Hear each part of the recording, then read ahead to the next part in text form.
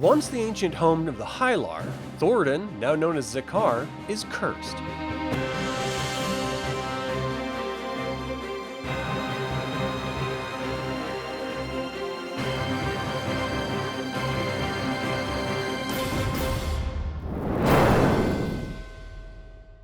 Welcome to another DragonLance Saga episode. My name is Adam, and today we're going to talk about Zhakar in the War of the Lance era.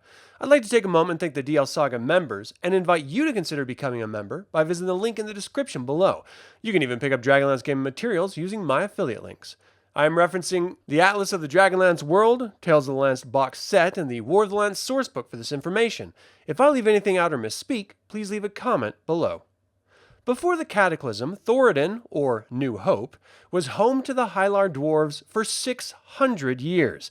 Eventually, the Hylar left to delve Thorbardin, or New Best Hope, and by 2000 Prae Cataclius, all roads to Thoradin were lost. It would be a millennium before the dwarves would return to the Khalkist Mountains to establish trading with Istar. This trading colony was named Thoradin after the Lost Kingdom, and until the Cataclysm, it rivaled its namesake.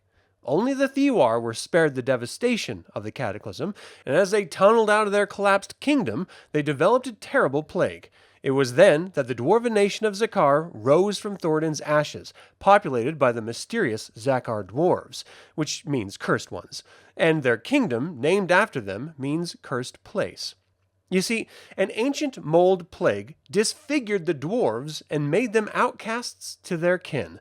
They took this mantle of outcast on themselves and exterminated any potential interlopers. The mountain region of Zhakar was once a land of majestic mountain ranges, sloping hills and terraced ridges. Now, it's a little more than jagged cliffs overlooking sheer gorges which drop for thousands of feet. Most don't even know there's a bustling kingdom beneath the range, and if it weren't for Zhakar Keep looming above Stonecrusher River, they would be absolutely unknown.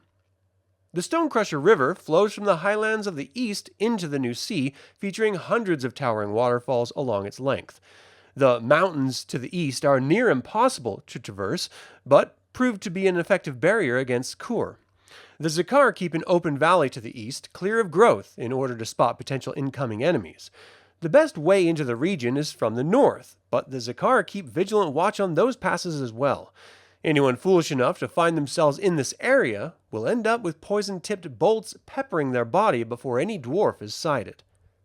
The lofty peaks and granite cliffs are dry and barren. There are high tarns from ancient glaciers in a few spots, which provides much-needed water to the rocky heights. You find trees trying to grow and eagles with their nests around them. The rest of the mountain range features scrub, sage, and cactus primarily.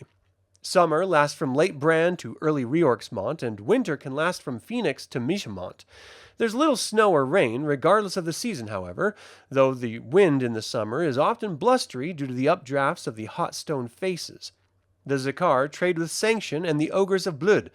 When Naraka was building up its forces, the Zhakar were called upon for equipment. In this War of the Lance era, the kingdom is working at a frenzied rate, but the Zhakar assassins are widely used to eliminate traitors, usurpers, or unwanted leaders. As a culture, the Zhakar cannot wait to dominate and enslave their kinsmen who abandoned them so many years ago.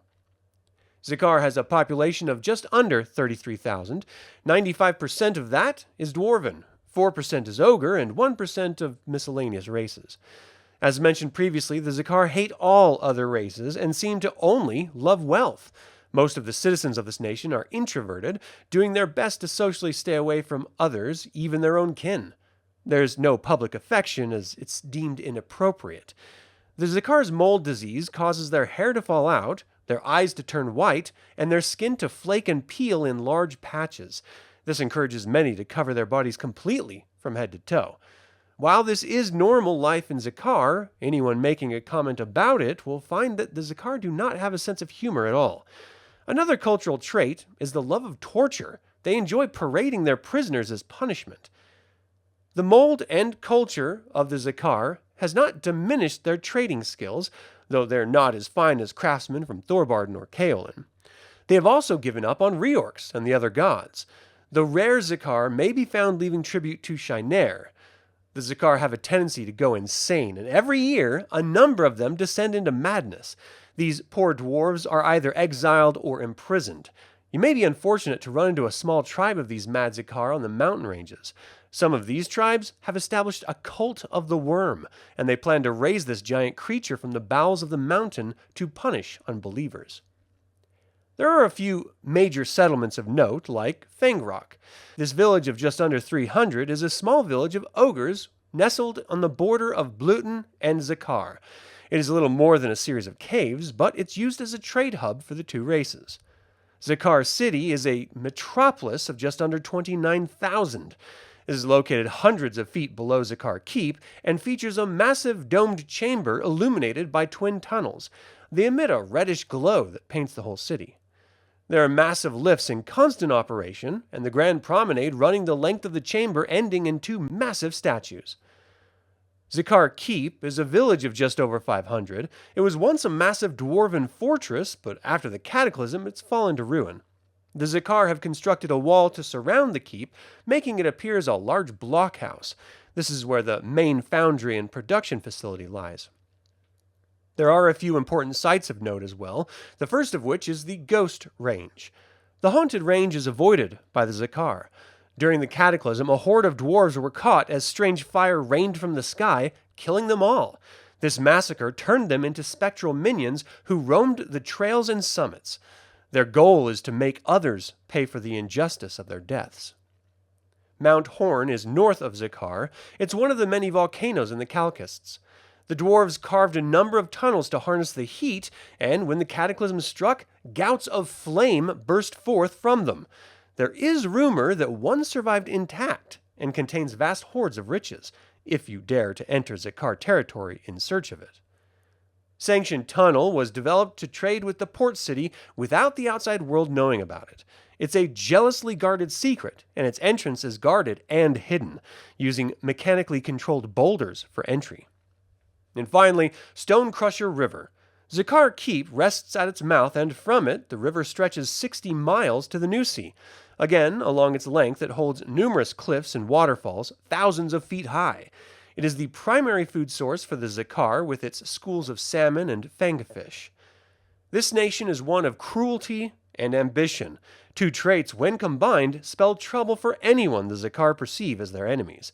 Like many nations of this region, heroes may want to do their best to avoid it entirely. And that is all I have to say about Zhakar in the War of the Lance era. Would you ever explore Mount Horn? How about joining up with an expedition to map out the Ghost Range? And finally, will there ever be a cure developed to halt the plague? Leave a comment below. I would like to take a moment and remind you to subscribe to this YouTube channel, ring the bell to get notified about upcoming videos, and click the like button. This all goes to help other Dragonlance fans learn about this channel and its content.